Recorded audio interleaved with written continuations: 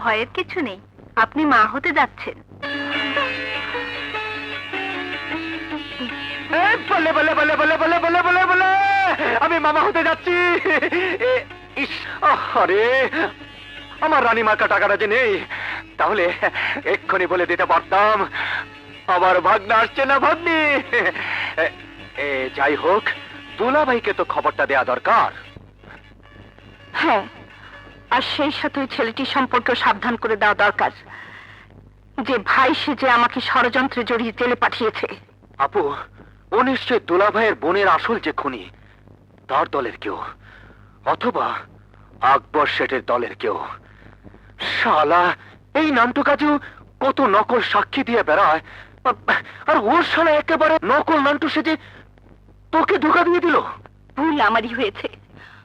আমি যদি নিজের সবকিছু না ভুলে ওকে ওর নিজের নাম, বাবার নাম, গ্রামের নাম জিজ্ঞেস করতাম, তাহলে ও ধরা পড়ে যেত। ধরা তো ওকে আমার হাতে পড়তেই হবে।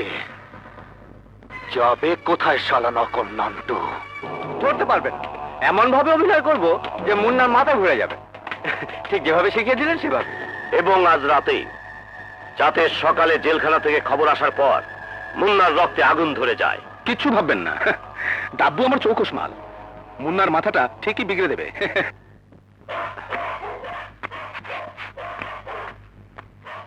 কে? এই এই দাঁড়াও দাঁড়াও, আমাকে মারবেন না। আরে তুমি নাজমার ভাই না? এ তুমি কি করলে? আপন বোনের এত বড় সর্বনাশ তুমি করলে? বোন? হ্যাঁ বোন, তোমার বোন নাজমা। নাজমা বোন? আপন বোন? আচ্ছা, আপনার কাছে এই পরিচয় দিয়েছে বুঝি? মানে তুমি তার ভাই না? তার নাজমা যখন ওই পরিচয় দিয়েছে, তা ভাই থাকি। কি বলতে চাও তুমি? আমার উপর চোখ দেখান কেন? নাজমাকে যে দল, খুব তো স্বামীগিরি ফলাচ্ছেন। টাকার অভাবে যখন ওর ওকালতি পড়া বন্ধ হয়ে যাচ্ছিল, তখন কোথায় ছিলেন আপনি? এই আমি হিরোইন বেচার টাকা দিয়ে ওর ওকালতি পড়ার খরচ জুগিয়েছি। বিনিময়ে মাঝে মধ্যে রাতটা এক বিছানায়। তোর জীব আমি টেনে ছেড়ে ফেলবো। যে মুখে তুই কথা উচ্চারণ করেছিস, সেই মুখ আমি চিরদিনের জন্য থেতলে দেব। আমাকে মারছেন কেন? নাজমাকে জিজ্ঞেস করুন আমার কথা সত্যি কিনা। শেষে পেটে বাচ্চা এসে যাওয়াতে তাড়াতাড়ি বিয়ে করে ফেললো। আপনার মতো গুন্ডাকে নাজমা হুট করে কেন বিয়ে করলো আপনি বোঝেন না? আপনি জানেন না? হ্যাঁ, হঠাৎ করে বেশি ভাবনা চিন্তা করলে শেষে পস্তাতে হয়। তাই বিয়ে হবে, এবং এই সপ্তাহের মধ্যেই হবে। মুন্না ভাই, মুন্না ভাই, জেলখানা থেকে সুখবর হয়েছে, মিষ্টি খাওয়াও। হ্যাঁ, তুমি না বাপ হইতে দিতেছ।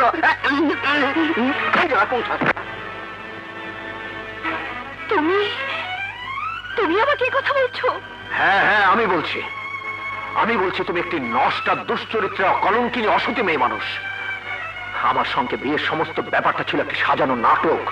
না, দোহাই তোমার, বলো না, ও কথা বলো না। কেন বলবো না? আরে আমি তো একটা গুন্ডা ছিলাম, কিন্তু তোমার মতো চরিত্রহীনা ছিলাম না। আমাকে বিয়ে করাটা তোমার মহত্ব নয়, নিজের পাপ চাপা দেওয়ার চেষ্টা। পাপ? আমার পাপ? হ্যাঁ পাপ। তোমার গর্ভের ওই সন্তান, যাকে আমার সন্তান বলে চালিয়ে দেবার চেষ্টা করছো, সেটা আসলে পাপের ফসল, অবৈধ মিলনের ফসল, ব্যভিচারের ফসল, এক হিরোইন ব্যবসায়ের কাছে দেহ বিক্রির ফসল। চেঁচামেচি করছেন কেন? জানেন এখান থেকে? হ্যাঁ হ্যাঁ যাচ্ছি, কিন্তু আমাকে আরেকটু বলতে দিন। এই নষ্টা কোনোটা মেয়ে মানুষটাকে আরো দুটো কথা বলতে দিন। জান বলছি, জান, সবাই জানো। আসুন, ও একটা নারী জাতির কলঙ্ক, ও একটা দুশ্চরিত্র, একটা বেশ্যা।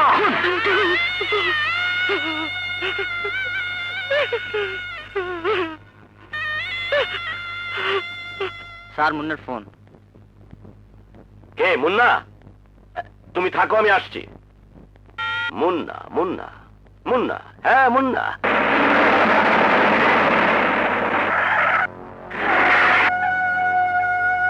এসো।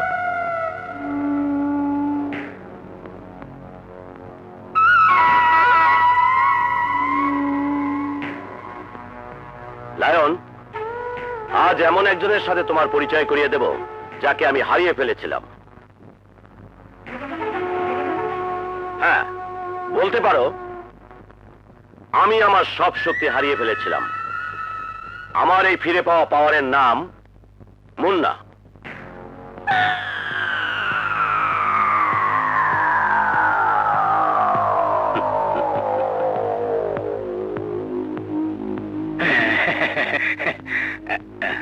আপনি কিছু মনে করবেন না, আমি আমার বন্ধুর সঙ্গে একটু কথা বলবো।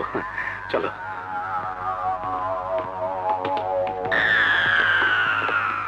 বন্ধু, এ আবার কি চাল? আমার চরম শত্রুকে নিয়ে এলে? তুমি ভেবো না মৃত্যুর হাতে তোমাকে তুলে দিচ্ছি। বলতে পারো মৃত্যুর সঙ্গে জীবনের বন্ধুত্ব করার জন্যই এসেছি। হ্যাঁ,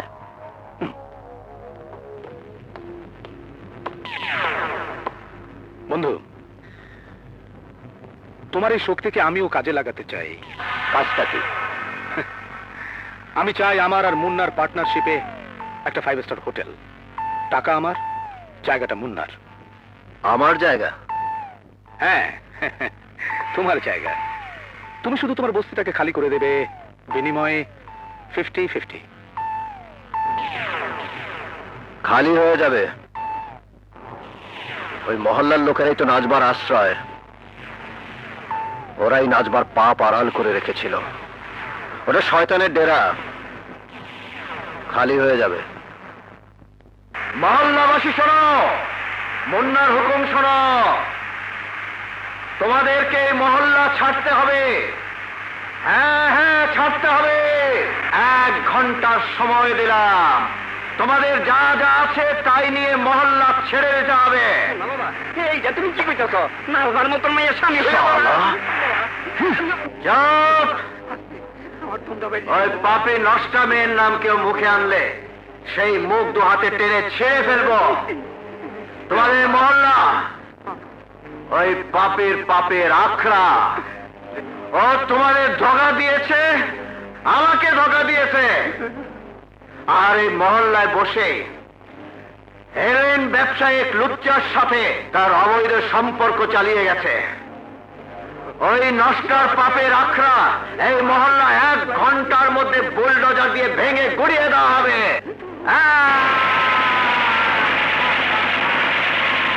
দূর আপা, কাঁদিস নে তো। আজ আজ তো আমার আনন্দের দিন। তুই মুক্তি পেয়ে ফিরে যাচ্ছিস, আর আমি তো কয়েকদিনের মধ্যে ছাড়া পেয়ে যাব। তারপর 2 ভাই বোন আর দুলাভাই মিলে। ও হ্যাঁ, দুলাভাই তো নিশ্চয় তোকে জেল কেটে নিতে এসেছে। হ্যাঁ, তুই কিন্তু আপা দুলাভাইকে আমার ব্যাপারে কিচ্ছু বলবি না। আমি জেল থেকে বেরিয়েছে এমন চমক দেব। আপনার সময় শেষ। যাই রে নান্টু, আমি তোর পক্ষে থাকবো।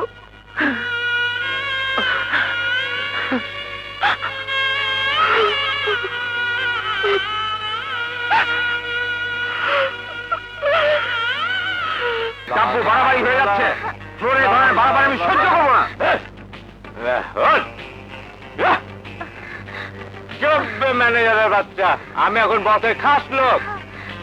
যে কাজ আমি বসে করে দিয়েছি তাতে তোর ড্যান্সের সাথে নাচা তো দূরের কথা, ওকে রুমে নিয়ে গেলেও বস কিছু বলবে না। এগুলো ফ্লোরে ডিস্টার্ব করবে, গেস্টরা তো উঠে যাবে। ওরকম 2-4টে গেস্টের চেয়ে বসের জীবন অনেক বড়। আমি বসের জীবন বাঁচিয়েছি। বসকে যে ঝুলাতে চেয়েছিল সেই নাজমা উকিলকে আমি উল্টো ঝুলিয়ে দিয়েছি। আর এমন অভিনয় করেছি যে শালা মুন্নার মাথা ঘুরে গেছে। হ্যাঁ, বসুন বসুন বসুন বসুন, আপনারা বসুন। আমি এখন নাচবো। এই ড্যান্সের সাথে এমন নাচ নাচবো যে ফ্লোরে তুফান উঠে যাবে। হ্যাঁ,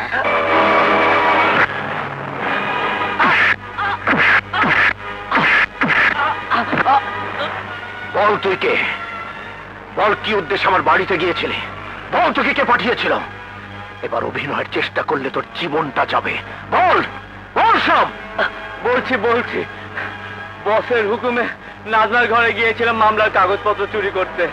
নাজমার ঘরে হিরোইন তুই রেখেছিলি? আমার কাছে নাজমার নামে মিথ্যে তুই বলেছিলি? জানোয়ার, তোর জন্য আমার নাজমার জেল হয়েছে, আমার জীবনটা ভেঙে চুরমার হয়ে গেছে। 17 lion 17 lion 17 lion 17 lion Munna! এই মুন্না, না মুন্না নয়, তোর জম। তুই আমার বাবার খনি, তুই আমার মায়ের খনি, তুই আমার নিষ্পাপ বোনের খনি। জানোয়ার, মনে করে দেখ, তুই সেই কুত্তা যে আমার বৃদ্ধ পিতাকে হত্যা করেছিস, তুই সেই কুত্তা যে আমার স্নেহময়ী মাকে হত্যা করেছিস, তুই সেই নরকের কীট যে আমার নিষ্পাপ বোনের উপর পাশবিক অত্যাচার করে তাকে হত্যা করেছিস। Hello, police station.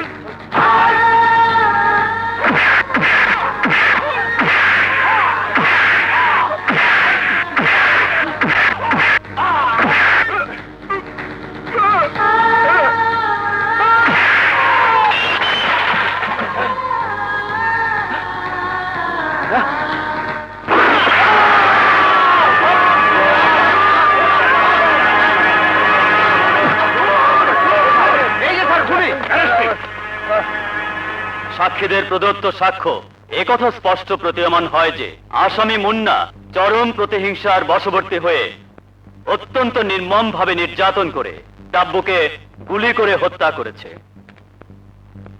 এই অপরাধে আদালত আসামি মুন্নাকে বাংলাদেশ দণ্ডবিধির 302 ধারা মোতাবেক দোষী সাব্যস্ত করে মৃত্যুদণ্ড প্রদান করছে।